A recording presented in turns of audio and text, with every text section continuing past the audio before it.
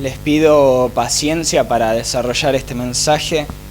No quiero herir la susceptibilidad de nadie. Espero que lo aguanten hasta el final para poder entender bien lo que quiero transmitir.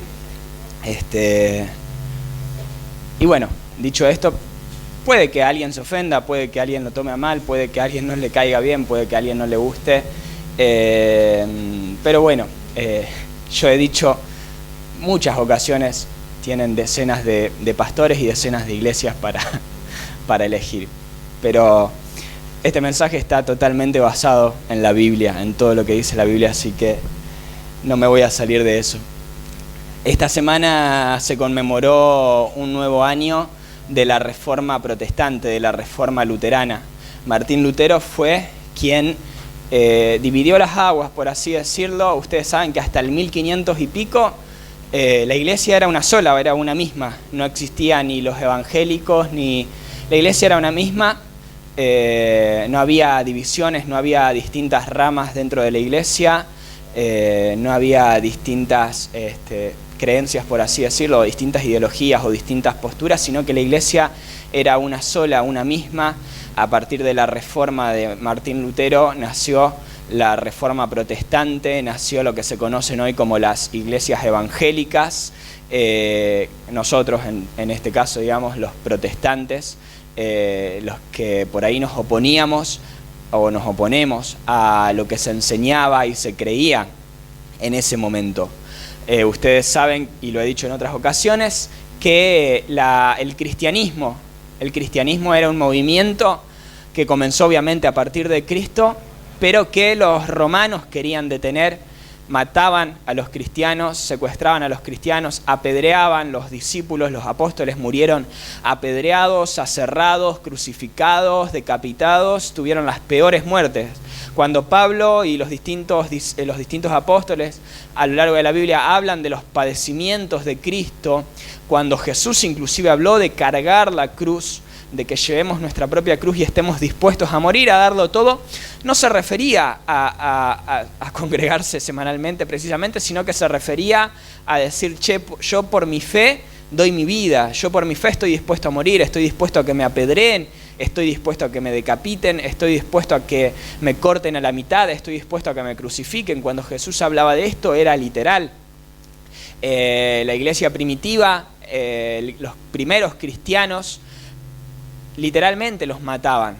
Después, cuando Roma se dio cuenta de que no podían detener este movimiento, aprovecharon este movimiento y dijeron, si nos adueñamos de este movimiento, si nos apropiamos de este movimiento, vamos a poder influenciar a la sociedad, vamos a poder ejercer un poder sobre la sociedad mediante este movimiento.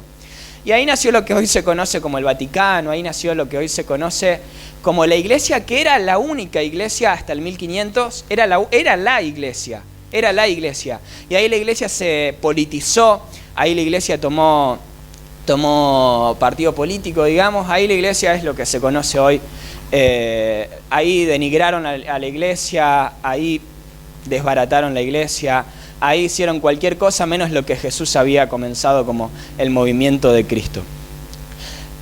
Martín Lutero nace más o menos en el 1500, comienza lo que se conoce al día de hoy como la Reforma Protestante, la Reforma de Lutero. Y la Iglesia Católica, así como se la conoce, tiene aproximadamente unos 2000 años de historia. La Iglesia Protestante tiene apenas 500 en proporción. O sea, durante 1500 años se creyó lo mismo, durante 1500 años se predicó lo mismo, durante 1500 años se tuvo la misma idea con respecto a lo que era la Iglesia.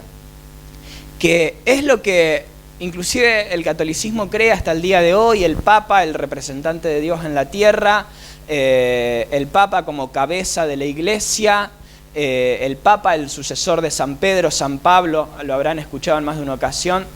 Viene Martín Lutero y dice, están vendiendo el Evangelio, están vendiendo la salvación. Literalmente en ese tiempo, Martín Lutero presenta 95 tesis para realizar la Reforma Protestante. Y al principio no le daban bola, no le daban bolilla. Era un loquito que se había levantado a decir estupideces y nadie le daba bolilla. Pensaron que no iba a pasar nada, que no iba a causar ningún impacto. Pero Martín Lutero, con su mensaje, con fundamento, con conocimiento de las Escrituras, de lo que verdaderamente decía la palabra de Dios, tenía fundamentos para decir lo que decía. Lo avalaba la misma Biblia, la misma palabra de Dios, que se había predicado de manera errónea, se había, vamos a decir, malinterpretado. Martín Lutero comienza a exponer todo lo que había estudiado, creído hasta ese momento, y comienza a tener una influencia sobre lo que era la Iglesia. Y ahí el Vaticano, ahí la Iglesia comenzó a prestar atención a lo que estaba haciendo Martín Lutero, porque dijeron, che, este está influenciando con lo que dice, este está causando un impacto con lo que dice, se nos van a dividir las aguas, se nos van a ir los feligreses. Y ahí comenzó lo que es la Reforma, que al principio no le habían dado importancia, no le habían dado valor, porque decían, este no va a hacer nada, este no va a lograr nada. Sin embargo, sí. Y acá estamos, al día de hoy acá estamos, 500 años después.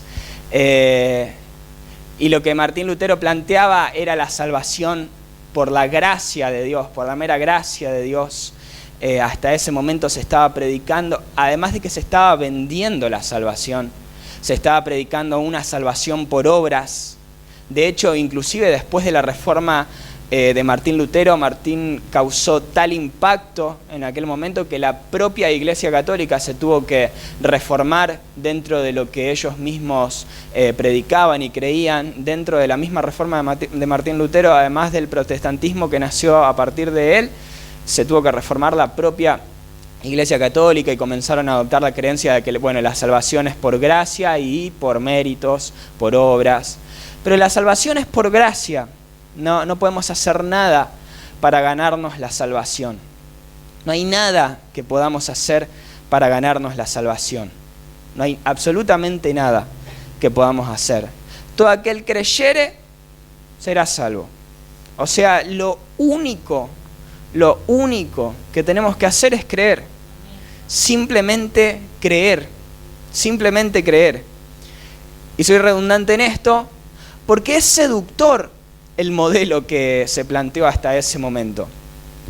Es, hasta el día de hoy, es seductor esa fe pragmática, ese evangelio pragmático, o por lo menos yo le llamo así, de que soy salvo por obras. Es más seductor ser salvo por obras, porque ser salvo por fe es más difícil. Y ahora lo voy a decir por qué. Es más difícil creer que soy salvo por gracia que a creer que soy salvo por obras. Porque creer que soy salvo por obras, bueno, me rezo, qué sé yo, 10 Padre Nuestro, 25 Ave María, me rezo todo el rosario como se cree comúnmente y con eso ya se me perdonan los pecados, voy, me confieso y con eso ya estoy perdonado, ya fueron absueltos mis pecados. Es más sencillo creer de esa manera.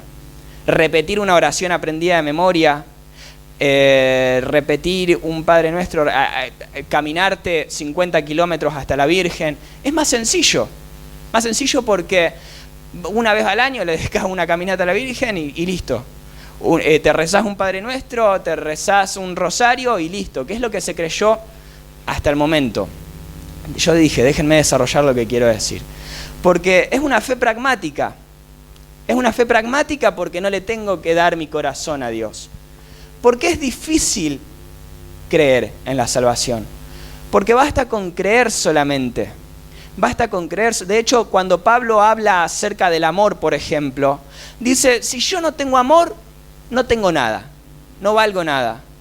Y yo, aunque pueda hablar todas las lenguas angelicales, aunque pueda dar mi propia vida en sacrificio, mi propio cuerpo en sacrificio, aunque pueda darle todo a los pobres, aunque pueda, por buenas obras que pueda hacer, aunque pueda interpretar todas las profecías y pueda tener todos los conocimientos, dijo Pablo, si no tengo amor, nada soy. Si no tengo amor, nada valgo, porque el principal fruto y el primer fruto es el amor. El gran mandamiento ¿Qué dijo Jesús? Es amar. Amarás a Dios con todo tu corazón, con toda tu alma, con toda tu mente, con todas tus fuerzas, a tu prójimo como a ti mismo. El principal y gran mandamiento y el primer fruto es el amor, es amar. Y si yo, aunque tenga todos los dones del Espíritu Santo, que puedo tener todos los dones del Espíritu Santo y no amar a Dios y no tener una relación con Dios, porque Dios es amor, el amor es un fruto y nace de nuestra relación con Dios. Amor, gozo, paz, paciencia, benignidad, bondad, fe, templanza, mansedumbre. Contra tales cosas no hay ley. Entonces, si yo no tengo amor, nada soy, nada valgo. Y es más difícil creerlo de esta manera. Era más fácil ser salvos por fe, por obras, perdón. Era más fácil ser salvos por obras. Y Martín Lutero viene y plantea esta cuestión de que uno solamente es salvo por fe, de que no hay nada que podamos hacer para recibir la salvación. Y fue excomulgado de la iglesia, lo acusaron de hereje, y sumado a eso, hasta esos 1500 años, hasta hace 500 años atrás, durante 1500 años, se consideraba que la Biblia tenía 7 libros más dentro del Antiguo Testamento a lo que nosotros tenemos hoy. Los católicos siguen conservando esa Biblia que es más grande que la nuestra porque contiene 7 libros más que los protestantes consideramos apócrifos, pero hasta ese momento se consideraban sagrados, se consideraban parte de las sagradas escrituras.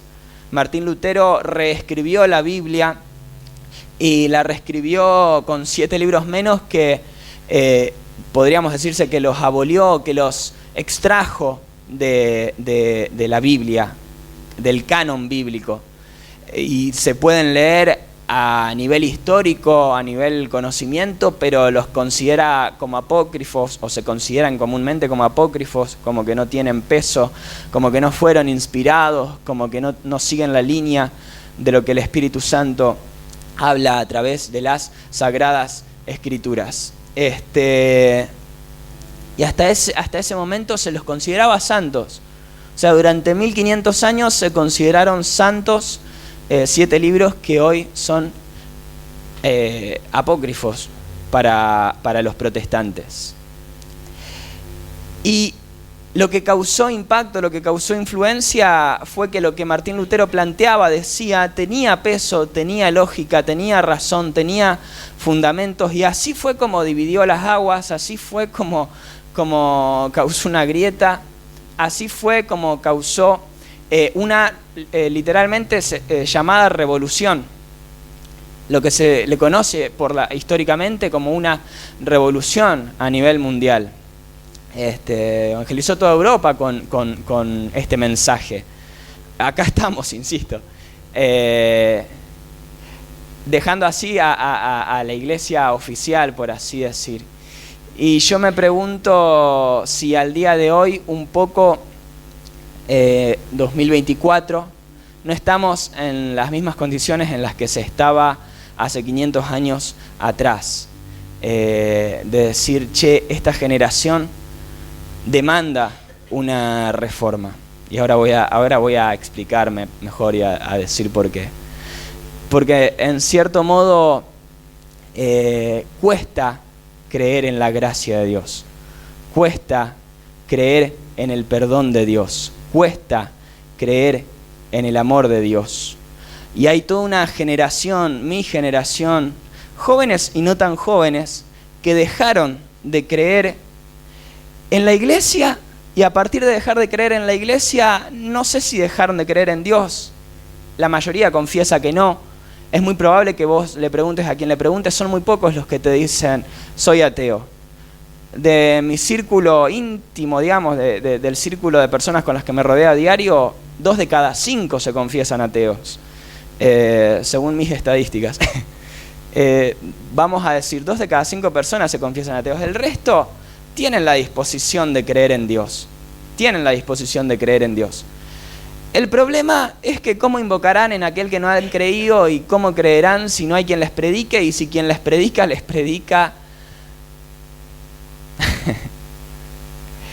Siento que hay una falta de compromiso con la prédica del Evangelio, porque se predica el Evangelio de una manera muy llana, de una manera hay mucha falta de conocimiento dentro de lo que se predica. He escuchado en más de una ocasión por muchas personas decir, creo en Dios, pero no creo en la iglesia. Y la percepción que tienen de Dios es la percepción que la iglesia les ha impuesto. Y yo inclusive lo prediqué hace unos meses atrás, conoce a tu propio Dios. Conoce a tu propio Dios porque Dios es soberano, es grande, es infinito, es omnipotente, omnisciente. Es demasiado grande, no cabe en el entendimiento humano.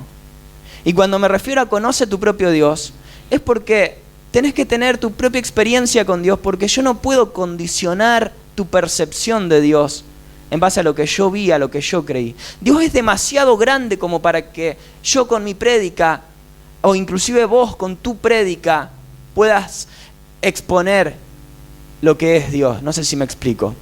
Dios es demasiado grande para que puedas condicionar la percepción de otro. Cada uno tiene que tener su propio encuentro, su propia experiencia con Dios, su propio encuentro con Dios, porque a Dios no se lo puede definir. Dios es infinito, es omnisciente, es omnipresente, es omnipotente.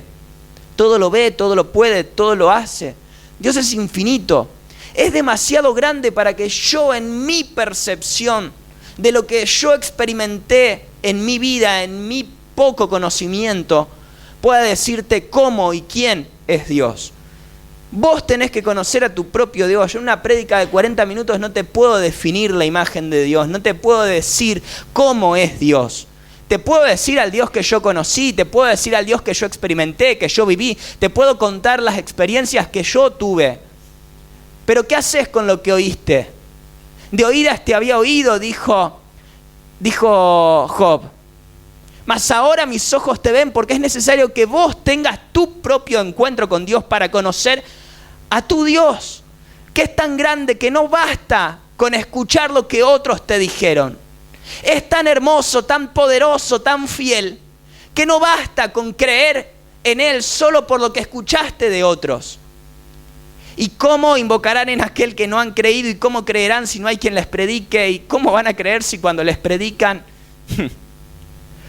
Yo siento que en los últimos tiempos y a lo largo de toda la historia la iglesia dejó mucho que desear con la prédica del Evangelio.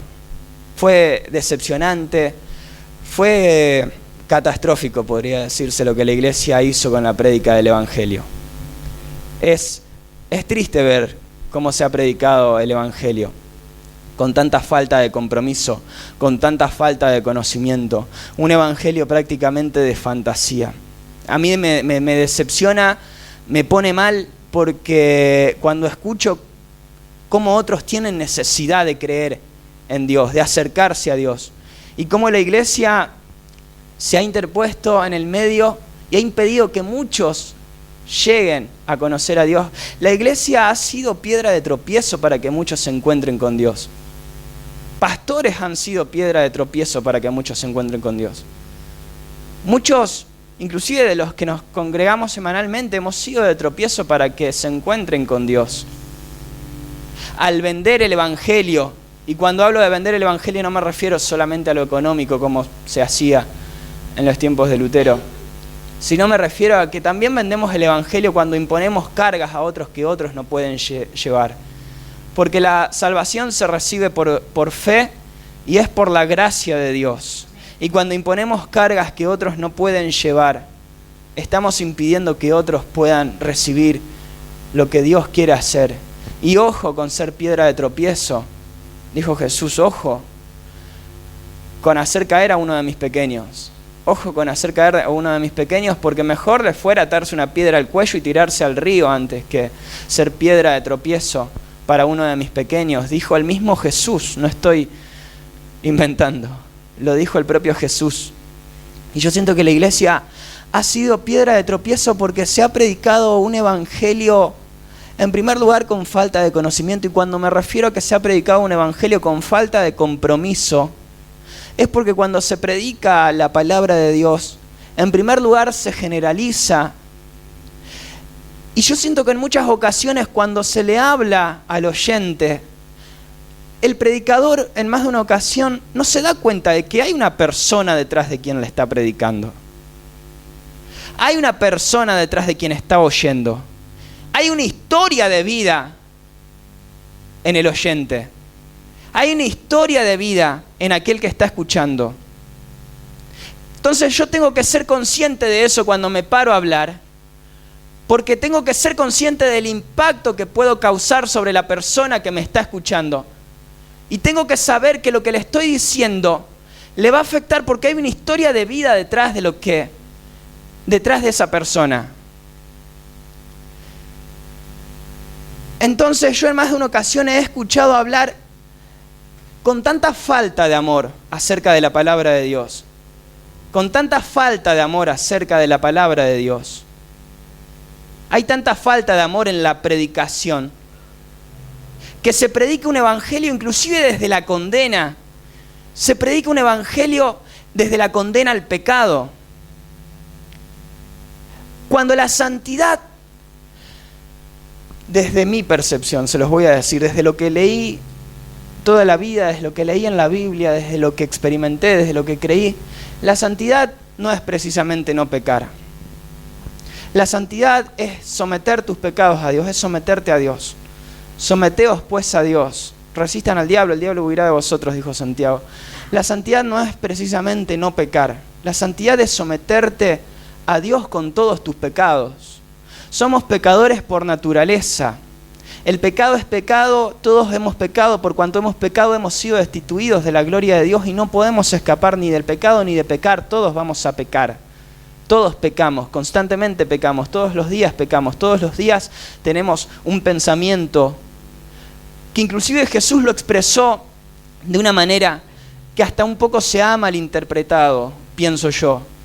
Cuando Jesús dice, por ejemplo, todo aquel que mire una mujer para codiciarla ya pecó con ella en su corazón, ya adulteró con ella en su corazón. ¿Qué hombre no dijo, che, qué linda mujer, mirá la que, o que a quién no se le fue la mirada cuando pasó una linda mujer? Lo que Jesús está diciendo es, el solo hecho de que hayas tenido la intención de mirar a esa mujer, ese pecado ya nació en tu corazón. Lo que Jesús está dando a entender es que por naturaleza somos pecadores. Por naturaleza. El problema es que hasta ese momento se creía que se era salvo por obras. Entonces lo que Jesús les estaba diciendo, si ustedes tuvieran que ser salvos por obras, con el solo hecho de haber mirado a esa mujer ya pecaron, al punto de que tendrían que arrancarse un ojo para entrar al cielo. Porque mejor les es entrar al cielo con un ojo menos, si tu ojo te es ocasión de caer, que irte al infierno con todo el cuerpo. Entonces Jesús les estaba diciendo, ahora, ¿quién se va a arrancar el ojo si pasa una linda mujer y se sienten seducidos? ¿No? Entonces lo que Jesús les estaba diciendo, nadie va a hacer eso. Nadie va a andar con una mano menos para no hurtar, nadie va a andar con un ojo menos para no mirar lo que no tiene que mirar. Nadie. Lo que Jesús estaba diciendo, si ustedes pretenden ser santos por obras, tienen que ser santos a este nivel.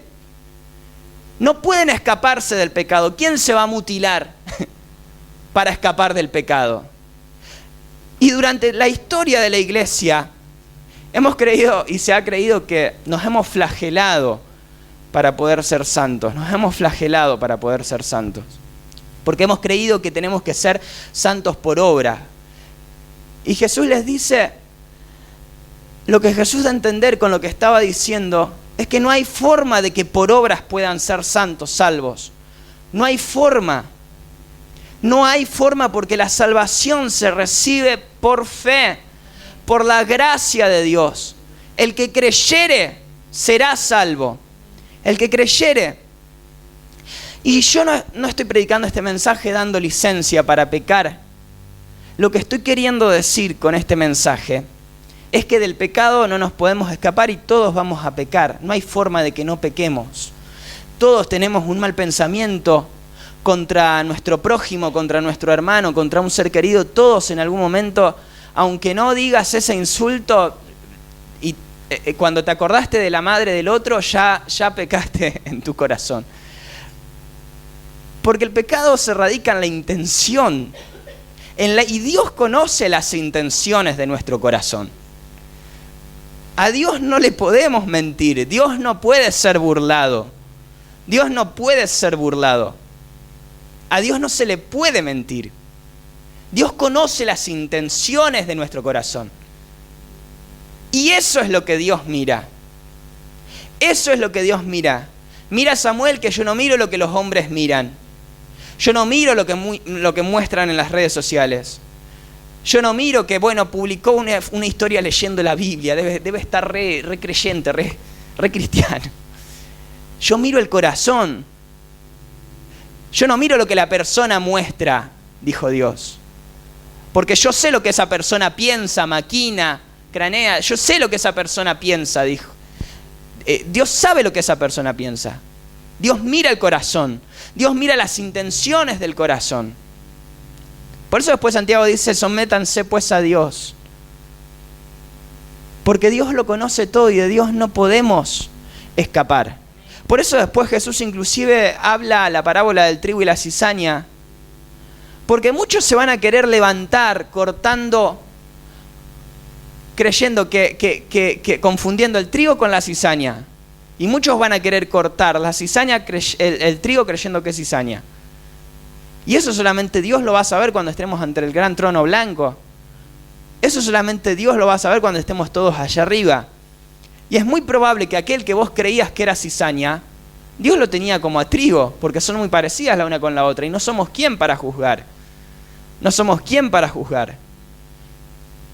Yo creo que en parámetros generales, el que no sabe que predico, el que no me ve, el que me ve, digamos, en parámetros generales, que más o menos me ve, que no me conoce realmente, no sé si piensa, mira, este debe ser cristiano, este debe predicar. No sé si, no creo que dé esa imagen. Yo creo que no doy esa imagen. No doy esa imagen, creo. Y que lo dije desde el primer día cuando tuve una reunión con ustedes, ¿se acuerdan? Y se lo dije a Charlie cuando vine a hablar. Charlie, yo no voy a ser, ni soy ni voy a ser un pastor tradicional, no tengo la imagen. Y esta iglesia creo que no va a ser ni tradicional ni igual a las otras. Porque es muy probable que se confunda el trigo con la cizaña. Y no somos quien para juzgar. Y en más de una ocasión nos creemos con una moralidad superior para juzgar lo que no entendemos. Y eso también es un pecado. Eso también es un pecado. El mirar la paja del otro ajeno cuando no podemos ver la propia viga que hay en nuestros ojos. Eso es un... Dios mira todos los pecados por igual, pero ese es un pecado porque se ha generado una hipocresía, un cinismo dentro de la iglesia de Dios. Una hipocresía, un cinismo. Pasa que se normaliza más el chusmear, el hablar mal de alguien más.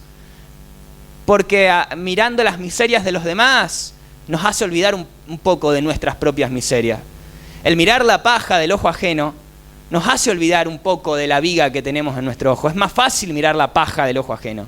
Es más fácil criticar al otro, hablar mal del otro, decir lo que no nos gusta del otro. Es más fácil. Y lo tenemos tan normalizado, nos sale tan natural que no nos damos cuenta. Y eso es un pecado digno de irnos al infierno. O sea, por eso la Biblia ya nos condena al infierno. El tema es que hemos enfocado la mirada por ahí en otros pecados que nosotros consideramos más grandes. Adulterio, fornicación, homosexualidad. Y no digo que no sean pecados o sean menos pecados, pero todos los pecados son iguales, tanto el chisme como el homicidio, como la fornicación, como el adulterio, como la homosexualidad. Lo que estoy diciendo es que no hay forma de que podamos escaparnos del pecado. Porque somos pecadores, porque por cuanto todos hemos pecado, y lo dice la Biblia, todos hemos sido destituidos de la gloria de Dios. Todos, absolutamente todos. Por mínimo que creas que fue tu pecado. El tema es que esa hipocresía y ese cinismo que la iglesia ha gestado a lo largo de toda la historia a lo largo desde que existe el cristianismo. Esa hipocresía, ese cinismo, lamentablemente ha sido piedra de tropiezo para que muchos dejen de creer. Para que muchos dejen de creer. Predicadores que predican, por no decir pastores que predican, esto es una autocrítica a la iglesia, no es una crítica a nadie en particular, es una autocrítica, que predican desde una moralidad superior, creyéndose y vendiendo una imagen de una moralidad superior.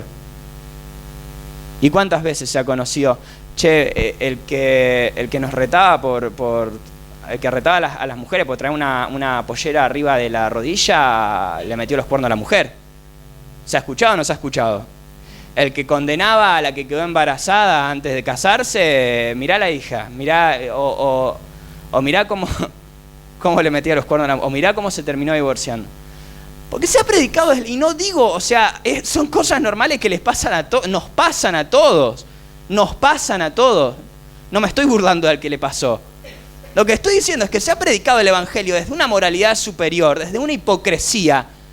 Y yo no entiendo cómo tantos pastores han desarrollado un cinismo de vender una imagen beatífica, santa, pulcra. Y todos si todos nos exponemos, si pasaron, para que no suene una crítica a nadie, si pasaran un día conmigo, y esto lo escuché de Alex San Pedro, si pasan un día conmigo, no sé si me dejan predicar. No sé si me dejan hablar la palabra. Como dijo Jesús Adrián Romero, no podría dar la cara si no fuera porque estoy revestido de la gracia y la justicia del Señor. Si me vieran tal cual soy, se enterarían que es Jesús. Lo que han visto reflejado en mí tan solo fue su luz. Es por su gracia y su perdón que podemos ser llamados instrumentos del Señor. Es por su gracia y su perdón mi justicia queda lejos de su perfección. Porque no hay forma de que podamos ser santos por nuestras obras. Porque todos hemos pecado. Todos hemos pecado. Y lo que quiero hacer no es hacerte sentir culpable ni miserable. Porque, y yo en más de una ocasión, yo siempre digo que, y lo digo y me encanta repetirlo para que se lo acuerden siempre, en mi caso soy el hijo que dijo que no. Yo no me consideraba con la autoridad para predicar. No me consideraba con la autoridad para predicar. Yo en el año 2020, para contarles, le dije que no a Dios. Porque decía, no, yo no tengo ni la autoridad moral ni para predicar, ni tengo... No puedo. Y Dios trató con mi vida. ¿Y quién hizo la voluntad de Dios? ¿El hijo que dijo que sí y no fue a trabajar al viñedo, o el hijo que dijo que no y sí fue a trabajar al viñedo? El que hizo la voluntad de Dios fue el hijo que dijo que no. ¿Por qué dijo que no? Evidentemente, o no le gustaba el viñedo, o no se sentía no se sentía a la altura de la demanda, o algo le pasó que dijo que no, pero por algo dijo que no, pero fue. Sintió la responsabilidad, respondió al llamado, respondió a lo que el Padre le demandó. Y después, del año pasado, me acuerdo que prediqué un mensaje y se nos vació la iglesia. Y ahí dije, yo no estoy para esto, no sirvo para predicar. Y le volví a decir que no a Dios, y Dios tuvo que tratar. Y en más de una ocasión le decimos que no a Dios, porque si nos ponemos a mirar nuestras vidas, ¿quién está a la altura? Pero la mies es mucha, los obreros son pocos, la demanda es mucha.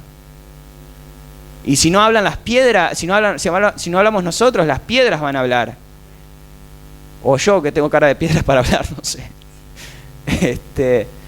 Pero alguien tiene que hablar, alguien tiene que predicar, porque ¿cómo invocarán a aquel en quien no han creído? ¿Y cómo creerán si no hay quien les predique? Y yo en más de una ocasión me pregunto, ¿por qué predico y yo pienso que Dios allá en el cielo estaba buscando a ver si había alguno mejor y no encontró a nadie? Y bueno, no quedó otra. Dijo, bueno, por lo menos que hable. Y es así. Y no podemos escaparnos ni de la voluntad, o podemos, pero prefiero dedicar mi vida como pueda a hacer la voluntad del Padre, porque esa es mi comida, y si lo hago bien, lo hago mal, lo hago como puedo.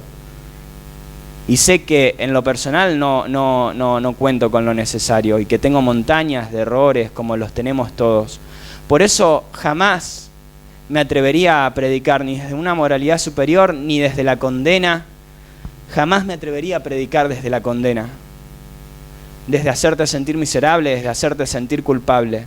Porque lo que quiero dejar en claro es que todos somos pecadores. Todos somos pecadores, todos, absolutamente todos.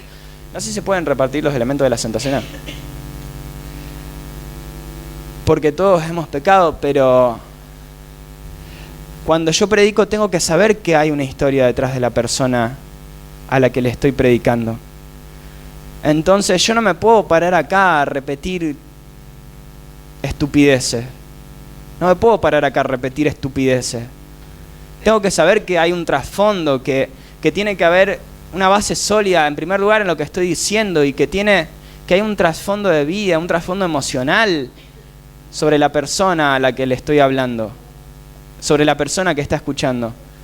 Entonces, a mí ¿cómo decirlo delicadamente? Me asqué de ese evangelio que se predica sin compromiso. Me asqué de ese evangelio que se predica con tanto desamor. Porque se escuchan predicar, y voy a poner un ejemplo, y a ver si, espero que acá nadie se rasgue las vestiduras, espero que nadie se me ofenda, y bueno, si se ofende, bueno. Pero espero no herir la susceptibilidad de nadie. Voy a tratar de decirlo con la mayor delicadez posible. Yo mencioné pecados, acabo de mencionar pecados, no digo que no sea pecado, pero me asqué de ese evangelio de que, Dios odia la homosexualidad, pero no al homosexual, ama al homosexual. Me asqué de ese evangelio de predicarle, pero esperar ahí que cambie, estar a la expectativa de que cambie. Porque ese no es el verdadero evangelio, por lo menos lo que dice la Biblia. Que Dios condena el pecado, que la homosexualidad es pecado, pero a mí, por ejemplo, me molesta mucho cuando se habla muy superficialmente y con tanta falta de compromiso, por ejemplo, acerca del tema de la diversidad de género que hoy en día ataña a la generación. Sí, yo sé lo que dice la Biblia, soy consciente de lo que dice la Biblia, y acabo de mencionar, sí es pecado, no estoy aprobando el pecado. Acabo de describir varios pecados y varias formas de pecar, y que todos pecamos y que todos somos pecadores. Pero me cansó esa falta de compromiso con la prédica, de no darse cuenta de que hay una historia de vida detrás de la persona a la que le estás hablando. De no darse cuenta de que esa persona, para llegar a tomar esa decisión, o para llegar a asumirse o a autopercibirse con el género que sea, yo no puedo hablarlo de manera irresponsable, inclusive burlarme del tema, porque yo he escuchado cómo se burlan del tema cuando predican. Y a mí me jode mucho, porque conozco personas que verdaderamente sufren, porque para llegar a esa conclusión de decir, me autopercibo de esta manera, tuvieron que atravesar toda una historia de vida, y tuvieron que pasar por tantos traumas. Y no estoy aprobando el pecado, por favor, que no se me malinterprete. Yo sé lo que dice la Biblia, todos sabemos lo que dice la Biblia. No estoy malinterpretando el pecado. Pero me jode mucho cuando se habla con tanta superficialidad sobre el tema, por ejemplo. Porque es un tema que ataña, por ejemplo, a los pibes de mi edad, a todos. A todos. Y esa falta de compromiso, esa irresponsabilidad sobre lo que se predica, siendo irresponsables, y me refiero digo la palabra irresponsabilidad porque hay una historia de vida, y me lo pasé diciéndolo todo el mensaje, una historia de vida. Es una persona a la que les estás hablando. Una persona que sufre, una persona que padece, una persona que se siente culpable por sentir lo que siente y porque no se pregunta por qué tiene que sentir eso. No sé si me explico lo que estoy. No sé si alguna vez se tomaron el tiempo de hablar con una persona. Y no sé si los que predican verdaderamente se tomaron el tiempo, por lo menos de pensar. Porque se predica con tanta falta de conocimiento, se predica con tanta ignorancia. Y hay una historia de vida detrás de cada persona, de cada persona. Entonces yo no me puedo parar acá a condenar el pecado. Porque yo no soy, ni yo me juzgo, dijo Pablo. Y Jesús le dijo a la mujer, ni yo te juzgo. Vete y no peques más. Sí, le dijo vete y no peques más. Pero le dijo, ni yo te juzgo. Así que acá, si a alguien le molesta lo que estoy diciendo, que tome su Biblia y revolee la primera Biblia. El que le moleste lo que estoy diciendo, dijo Jesús, que tome una piedra y revolee la primera piedra. El que no haya pecado, que tome la piedra y revolee la primera piedra. Porque la prédica del Evangelio es desde la gracia. La prédica del Evangelio es desde la gracia, desde el perdón de los pecados. La santidad no es no pecar porque vas a pecar y porque cuando peques te vas a frustrar porque te vas a sentir encima un miserable. Porque no tuviste lo necesario, porque no pudiste, porque no cumpliste, porque no hiciste lo que sabías que tenías que hacer. ¿Y qué pasa? El cristianismo nació hace 2000 años atrás porque Dios se hizo hombre mediante Jesucristo, dio a su Hijo unigénito para que todo aquel que en Él cree no se pierda, mas tenga vida eterna. Esa es la predicación del Evangelio. Esa es la predicación del Evangelio. Y Pablo habla y dice, yo sé que en mí, esto es, en mi carne, no mora el bien, porque el querer el bien está en mí, pero no el hacerlo. Porque no hago el bien que quiero, sino el mal que no quiero, eso hago. Y si hago lo que no quiero, ya no lo hago yo, sino el mal que mora en mí, el pecado que mora en mí. Así que queriendo yo hacer el bien, hallo esta ley que está mal en mí, porque según el hombre interior me deleito en la ley de Dios. Pero veo otra ley en mis miembros que se rebela contra la ley de mi mente y que me lleva cautivo a la ley del pecado que está en mis miembros. Miserable de mí, dice Pablo. ¿Quién me librará de este cuerpo de muerte? Gracias doy a Dios por Jesucristo Señor nuestro, así que yo mismo con la mente sirvo a la ley de Dios, mas con la carne a la ley del pecado. O sea, no se puede escapar. Miserable de mí, dice Pablo, ¿quién me librará de este cuerpo de muerte, de pecado? Porque el bien que quiero hacer no lo hago, sino el mal que no quiero. Eso es lo que termino haciendo. O sea, Pablo lo confiesa en sí mismo. Pablo dice, hay una lucha en mí, hay una lucha interna en mí, porque termino haciendo el mal que no quiero, no el bien que quiero. Termino pecando. Y después Pablo mismo habla también en Corintios.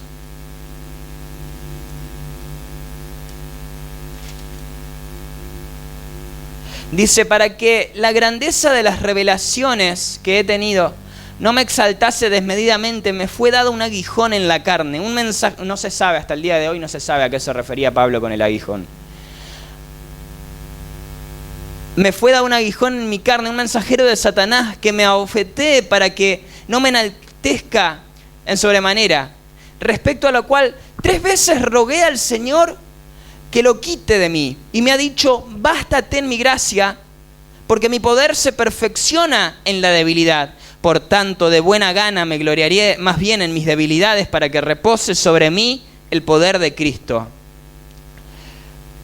Comienza hablando de un aguijón y después cambia esa palabra aguijón por debilidad. No sabemos si literalmente era un aguijón, no sabemos. Algunos dicen que eran las escamas que estaban en sus ojos, otros dicen que era un pecado. Lo describe después como una debilidad y le pide a Dios 3 veces que le quite esa debilidad, ese aguijón. 3 veces le pidió. ¿Por qué le pidió 3 veces que se lo quite? Y después Dios le dice, bástate en mi gracia porque mi poder se perfecciona en tu debilidad. Porque saben que, y lo decía hoy, y esto un poco para cerrar el mensaje, nos cuesta tanto creer en el amor de Dios. Por eso es más fácil una fe pragmática, decir, pequé, bueno, me rezo todo el rosario. Es más fácil porque con eso ya hacé de cuenta que ya saldaste la cuenta. Porque es mucho más difícil creer en el amor de Dios. Es mucho más difícil creer que Dios nos ama tal y como somos. A Pablo, al mismísimo Pablo, con todas las revelaciones que había tenido, le era difícil creer que bastaba con la gracia de Dios para que su poder se perfeccione en sus debilidades. Le era difícil creer esto y le pidió a Dios que le quite esa debilidad, ese aguijón. Y muchas veces le pedimos a Dios que nos quite el pecado. Le pedimos a Dios que nos quite la debilidad, que nos quite el deseo de pecar. Y si la Biblia habla un poco de orar para que nos quite el deseo de pecar. Pero Dios le dice a Pablo, no te voy a quitar el aguijón, no te voy a quitar la debilidad. ¿No te alcanza con que yo te ame? Hacé de cuenta de que te está hablando Dios. ¿No te alcanza con que yo te ame? Dice Dios. ¿No te alcanza con que Dios te ame? Así como sos pecador, chismoso, lujurioso, envidioso y todo lo que podamos. Esto es una autocrítica, no le estoy queriendo pegar a nadie. Porque más de una ocasión yo mismo me veo a mí y veo todo el desastre y digo, che, si me muero hoy me voy al infierno. ¿No estás dispuesto a creer en la gracia de Dios? ¿No te alcanza con que Dios te ame? ¿Por qué nos cuesta tanto acercarnos a Dios? ¿Por qué a esta generación le cuesta tanto acercarse a Dios? ¿Por qué a los pibes de mi edad les cuesta tanto acercarse a Dios?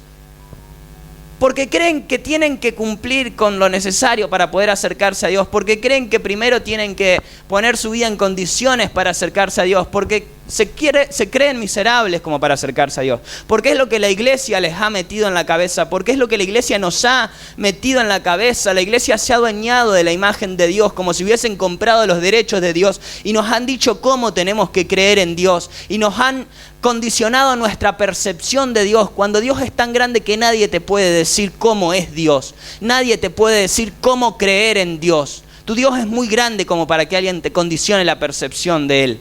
Vos tenés que tener tu propio encuentro con Dios. El tema es que si no te acercás a Dios, si no buscás a Dios. ¿Y por qué no buscás a Dios? ¿Por qué no te acercás a Dios? Porque muchas veces nos sentimos culpables como para acercarnos a Dios, como para buscar a Dios por todos los errores, por todas las debilidades, por todos los pecados que cometemos, que tenemos. Muchas veces no nos sentimos a la altura. Yo honestamente, si tuviera que exponer toda mi vida, todo lo que soy, no sé si estoy a la altura como para predicar, como para exponer un mensaje, pero hay que predicar. Hay que predicar. Dios apresura su palabra para ponerla por obra. Hay que predicar. Hay que predicar y tenemos que hacer una autocrítica de que la forma en la que la iglesia se manejó hasta ahora fue piedra de tropiezo para esta generación. Los métodos de evangelización que la iglesia usó los últimos años dejaron mucho que desear. Son obsoletos.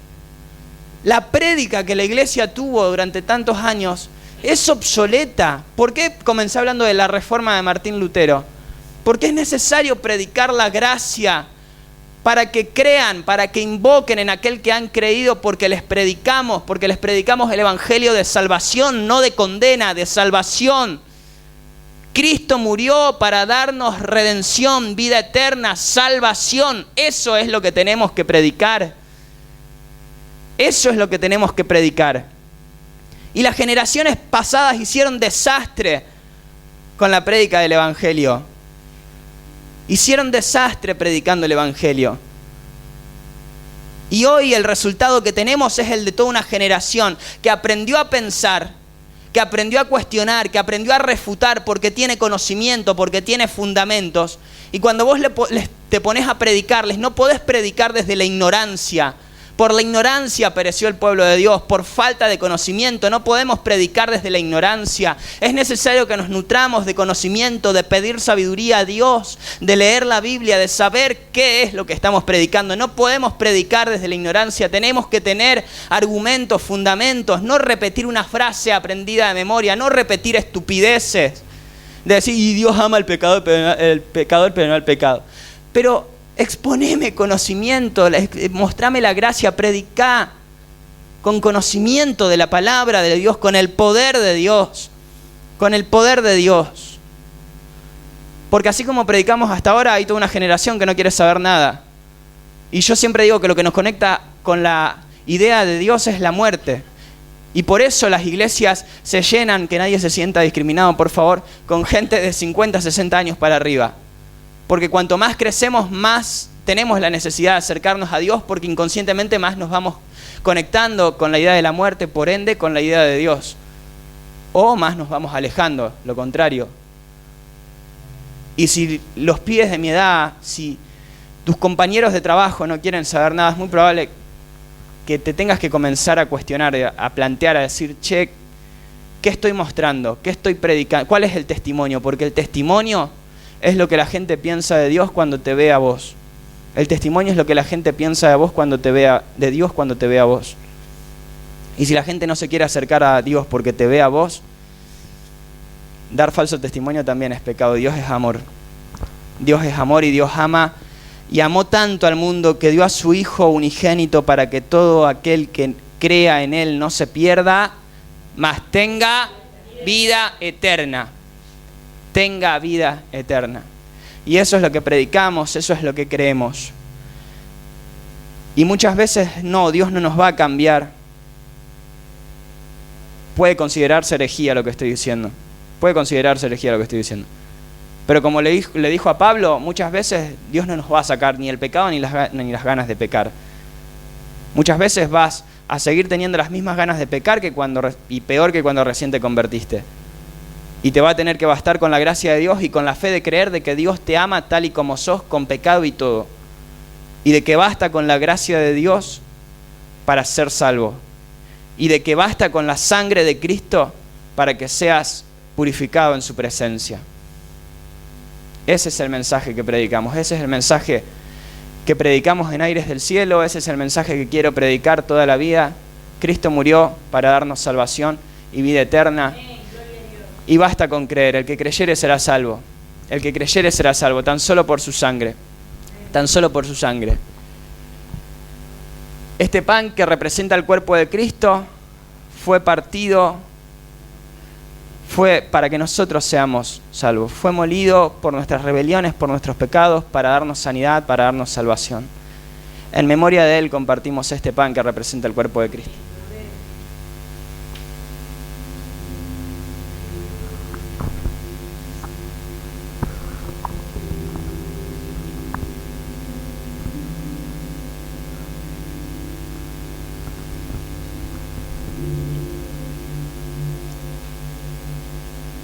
Esta copa que contiene el vino que representa la sangre de Cristo, por la cual somos purificados, somos limpiados. Coman de este pan, beban de este vino, y cada vez que lo hagan van a anunciar la venida de nuestro Señor Jesucristo, la muerte de nuestro Señor Jesucristo, que fue para darnos vida, para darnos redención, para darnos salvación. Tomamos el vino que representa la sangre de Cristo.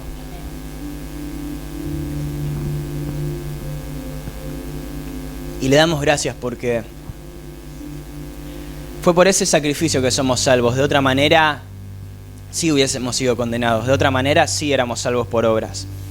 Pero ese sacrificio sirvió para que seamos salvos por fe, para que todo aquel que en Él cree no se pierda, mas tenga vida eterna. Ese sacrificio bastó. Y el que crea que tiene que hacer algo más para ser salvos, está menospreciando ese sacrificio de amor.